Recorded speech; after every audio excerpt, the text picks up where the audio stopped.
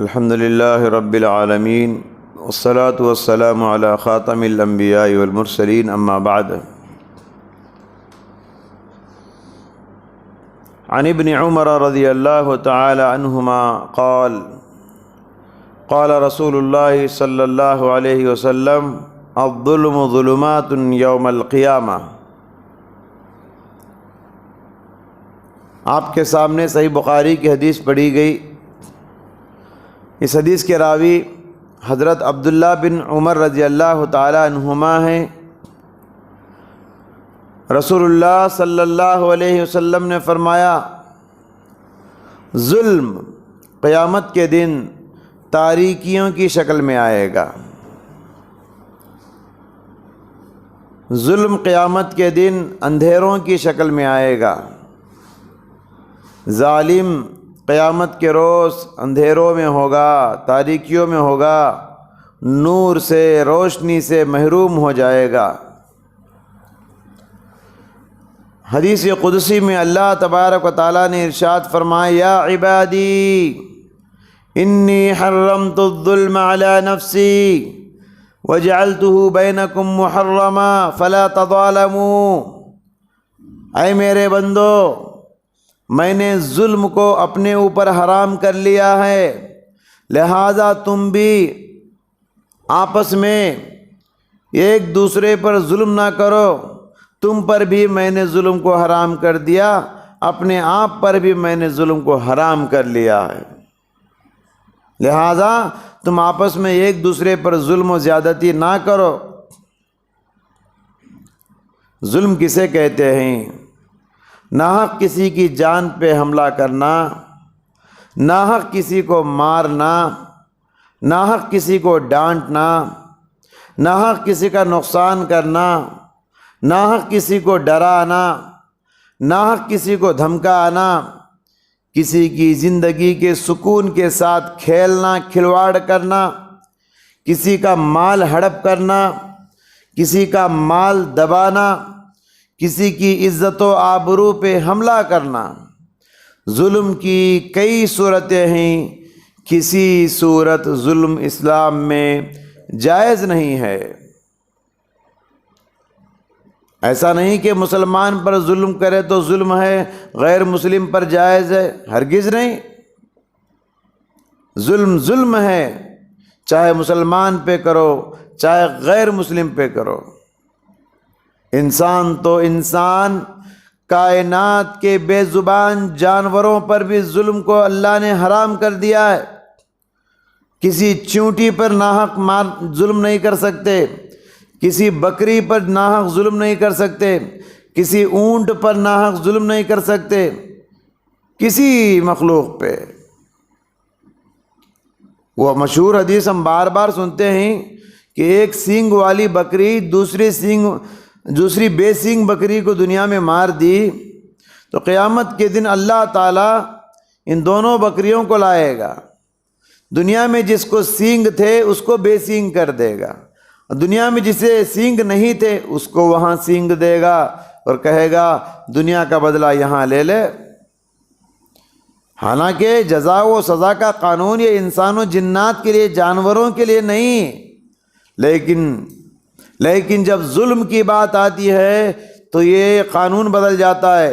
جانوروں کے لیے بھی یہ قانون ہے کہ جانور بھی کسی جانور پر ظلم نہ کرے، ورنہ اللہ تعالیٰ قیامت کے دن اس کا بدلہ لے گا۔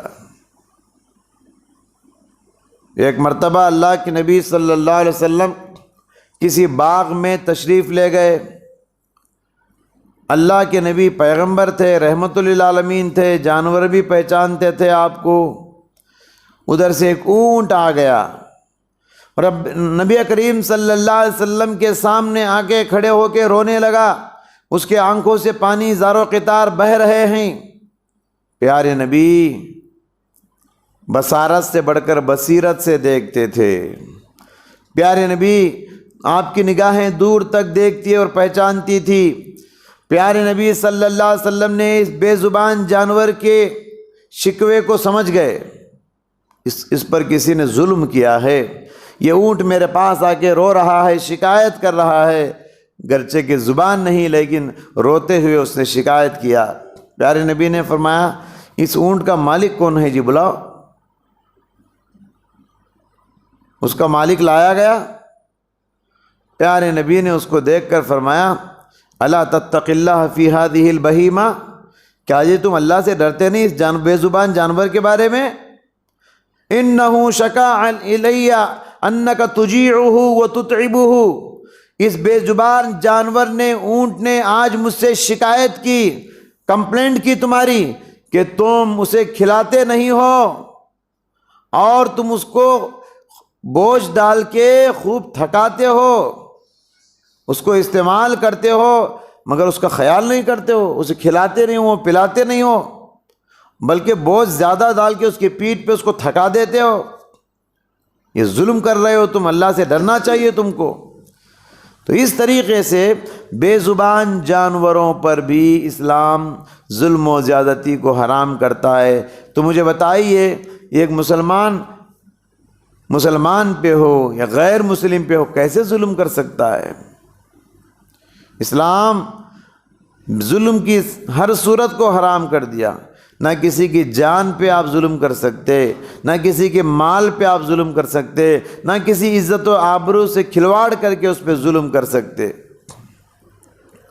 اور اللہ سے توفیق بھی مانگنی چاہیے، مدد مانگنا ہے اللہ سے، اللہ میری طرف سے ظلم ہو جائے تو مجھے بچا لے، اے اللہ نہ مجھے ظالم بنا نہ مجھے مظلوم بنا، دونوں سے بچنے کی دعا کرنا ہے۔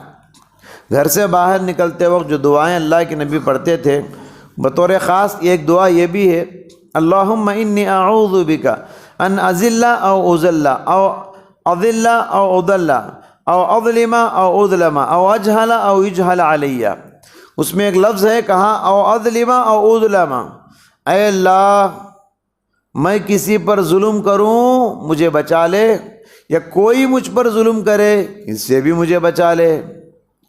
تو اللہ سے توفیق مانگنا ہے کہ ہمارے ہاتھوں سے کسی پر ظلم نہ ہو، ہماری زبان سے کسی پہ ظلم نہ ہو، ہمارے کسی کردار سے، کسی رویے سے، کسی سلوک سے، کسی ادا سے، کسی حرکت سے سامنے والے پہ، چاہے انسان ہو چاہے جانور ہو، کسی پر ظلم نہ ہو، یہ ہمیں ہمیشہ یاد رکھنا چاہیے۔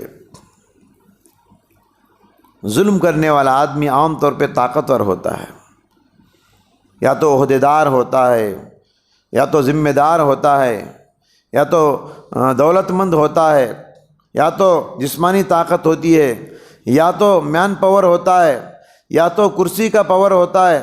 عام طور پہ ظلم کرنے والا اپنے آپ کو طاقتور سمجھتا ہے اور سامنے والے کو کمزور سمجھتا ہے۔ اس کو یہ بات نہیں بھولنی چاہیے، ظالم کتنا بھی طاقتور ہو، ہزار طاقتور ہو، لیکن وہ مظلوم کے سامنے کمزور ہے۔ مظلوم کے سامنے ظالم ہمیشہ کمزور ہوتا ہے۔ کیوں؟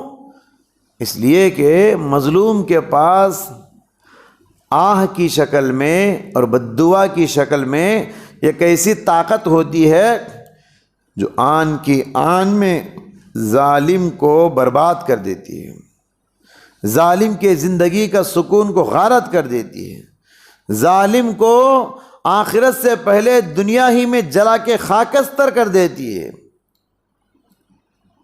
جب انسان کسی پہ ظلم کرتا ہے وہ تکلیف سے آہ نکالتا ہے، الفاظ سے بد دعا کرنے کی ضرورت نہیں، اس کے آنسو اگر ایک قطرہ نکل جائے نا، آسمان کے دروازوں کو آنسو کھٹکھٹاتے ہیں۔ اس کی آہ، تکلیف کی آہ نکلتی ہے تو آہ سیدھے آسمان پہ جاتی ہے، کوئی دروازہ اس کے لیے بند نہیں ہوتا، سارے دروازے اس کے لیے کھول جاتے، خود بخود کھل جاتے ہیں۔ شاعر نے کہا آہ جاتی ہے فلک پر، فلک کہتے ہیں آسمان کو، آہ جاتی ہے فلک پر رحم لانے کے لیے، بادلوں ہٹ جاؤ دے دو راہ جانے کے لیے۔ حدیث کا مفہوم ہے یہ۔ لہذا جب کسی پہ ہم ظلم کرتے ہیں تو یہ سوچ لینا چاہیے مظلوم مجھ سے بڑھ کر طاقتور ہوتا ہے۔ جب وہ بد دعا کرتا ہے، جب وہ آہیں نکالتا ہے تو آسمان پر وہ آہ جاتی ہے، تو اللہ تبارک و تعالیٰ کہتا ہے بعزتی و جلالی لانصرنہ ولو بعد حین، میرے عز و جلال کی قسم، میں دیر سویر تیری ضرور مدد کروں گا، آج نہیں تو کل مدد کروں گا، بہت جلد تیری مدد میں کروں گا۔ تو یاد رکھیے یہ مسلمان کی بھی ہو سکتی ہے، غیر مسلمان کی بھی ہو سکتی ہے، یہ بد دعا مسلمان کی بھی ہو سکتی ہے، غیر مسلمان کی بھی ہو سکتی ہے، کسی جانور کی بھی ہو سکتی ہے۔ تو لہٰذا ہمیں ہماری حرکتوں سے، ہمارے الفاظ سے، ہمارے رویے سے کبھی کسی پر ظلم نہ کرے۔ اگر ہم تکلیف دیں کسی کو، اگر وہ بد دعا کرے تو وہ بد دعا لگ کر رہتی ہے، آج نہیں تو کل لگ جاتی ہے۔ تو لہٰذا ہمیشہ اپنے آپ کو یہ سوچنا چاہیے کہ میری طرف سے کسی پر ظلم تو نہیں ہو رہا ہے۔ یہ ہمیشہ سوچنا چاہیے کسی کو دکھ دینے سے پہلے، درد پہنچانے سے پہلے۔ دعا ہے اللہ تعالیٰ سے، اللہ تعالیٰ ہر طرح کے ظلم و ستم سے، زیادتی سے ہم سب کی حفاظت فرمائے۔ اللہ تعالیٰ ہر قسم کے گناہوں سے ہماری حفاظت فرما۔ اے اللہ، رمضان کا مہینہ رحمتوں کا مہینہ ہے، ہماری زندگیوں میں رحمتوں سے مالا مال کر دے۔ اے اللہ، یہ مہینہ برکتوں کا ہے، ہماری صحت میں، عمر میں، روزی میں برکت عطا فرما۔ اے اللہ، یہ مہینہ مغفرت کا ہے، اے اللہ ہماری جھولیوں میں مغفرت سے بھر دے، ہماری بال بال مغفرت فرما دے۔ اے اللہ، یہ مہینہ جہنم سے آزادی کا ہے، اے اللہ موت سے پہلے بلکہ رمضان ختم ہونے سے پہلے اے اللہ ہم سب کو جہنم سے آزادی نصیب فرما دے۔ آمین۔ وآخر دعوانا ان الحمد للہ رب العالمین۔